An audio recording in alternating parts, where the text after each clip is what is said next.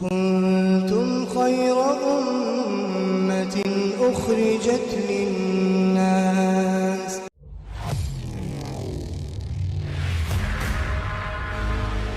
نحمده ونصلي على رسوله الكريم بسم الله الصلاة والسلام على رسول اللہ صلی اللہ علیہ وسلم۔ پیارے دوستوں اور عزیز ساتھیوں، اللہ رب العالمین کا بے حد شکر احسان اور کرم ہے کہ اللہ تعالیٰ نے ہم سب کو دین کی مجلس میں مجتمع فرمایا ہے، اور ایسی مجلسوں پر اللہ رب العالمین کے بہت بڑے بڑے وعدے ہیں۔ فرماتے ہیں ایسی مجلسوں میں بیٹھنے والوں کے اللہ تعالیٰ سیئات کو حسنات سے مبدل فرما دیتے ہیں، برائیوں کو نیکیوں سے تبدیل فرما دیتے ہیں۔ اور جو شخص ایسی مجلسوں میں بار بار بیٹھے تو اللہ تعالیٰ اس کی مغفرت فرما دیتے ہیں۔ اللہ رب العالمین ہم سب کو اس تمام یقین کے ساتھ، فضائل کے یقین کے ساتھ ایسی مجلسوں میں بار بار بیٹھنے کی توفیق عطا فرمائے۔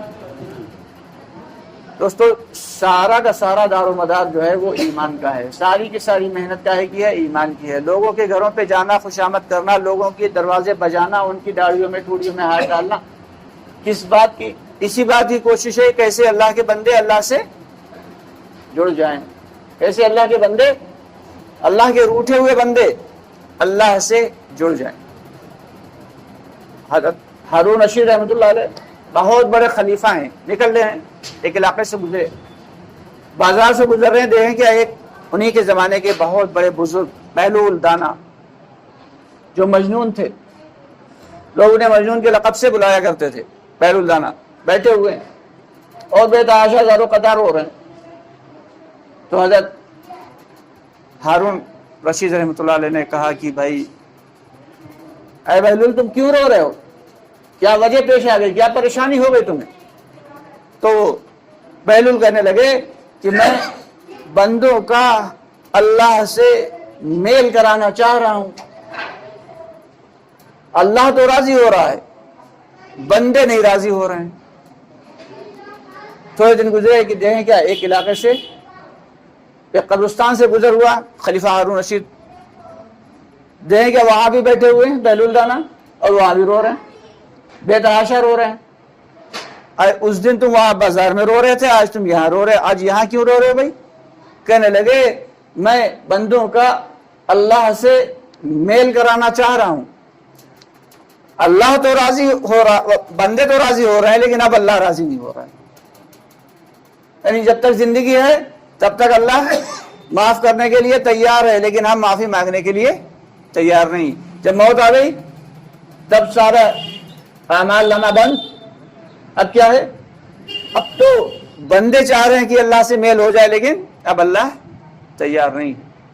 تو یہ جو چھوٹی سی زندگی دی ہے دنیا میں اللہ رب العالمین نے، اسی زندگی میں آخرت کے اعمال کرنا ہے دوست۔ اور اگر اس زندگی کو ہم نے بیکار میں ضائع کر دیا، دنیاوی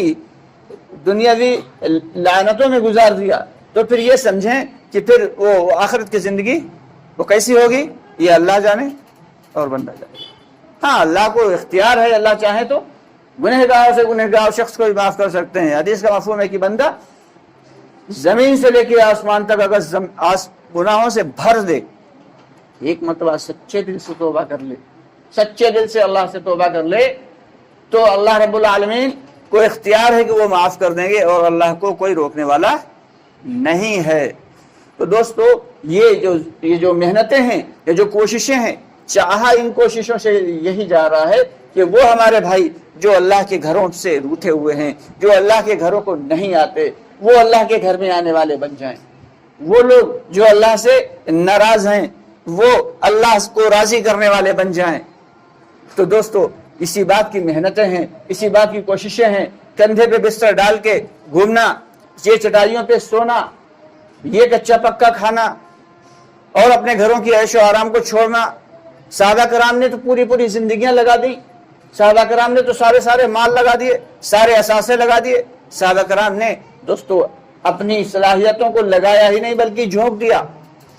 ہم سے یہ نہیں کہا جاتا، ہم سے تو یہ کہا جاتا کہ اس اعتبار سے بس تھوڑا سا وقت لگا دو، کہ 10% ہی لگا دو، زیادہ نہیں لگا سکتے۔ حالانکہ حق تو یہ ہے کہ دنیا میں چند دن کی زندگی ہے اور آخرت میں ہمیشہ ہمیش کی زندگی ہے، تو ہمیشہ ہمیش والی زندگی ہماری کامیاب ہو، اس کے لیے ہمیں زیادہ وقت آخرت کے لیے لگانا چاہیے تھا، زیادہ وقت آخرت کو بنانے کی فکر میں لگانا چاہیے تھا، لیکن کہا یہ جا رہا ہے کہ ایمان کمزور ہیں، اعمال کمزور ہیں، جسم کمزور ہیں، اعضاء کمزور ہیں، تو اس لیے تو کم از کم کے درجے میں 10% ہی لگا دو، یہ کم از کم ایک مرتبہ 4 مہینے اللہ کے راستے میں لگاؤ، ہر سال 40 دن اللہ کے راستے میں لگاؤ، ہر مہینے کے صرف 3 ہی دن لگا دو، تو اس پر بھی ہم راضی نہیں۔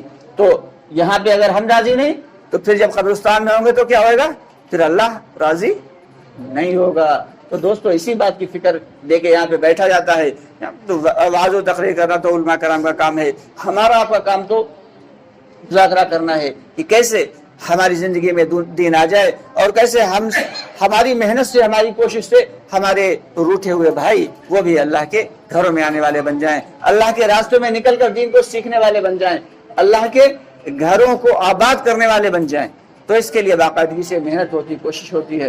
یہاں سے یہ جیسے یہ جماعت نکل کے آئی، ہم چاہتے ہیں یہاں سے بھی ایک جماعت اللہ کے راستے میں نکلے، تو اس کے لیے بتائیں ہمارا ارادہ تو یہ ہے کہ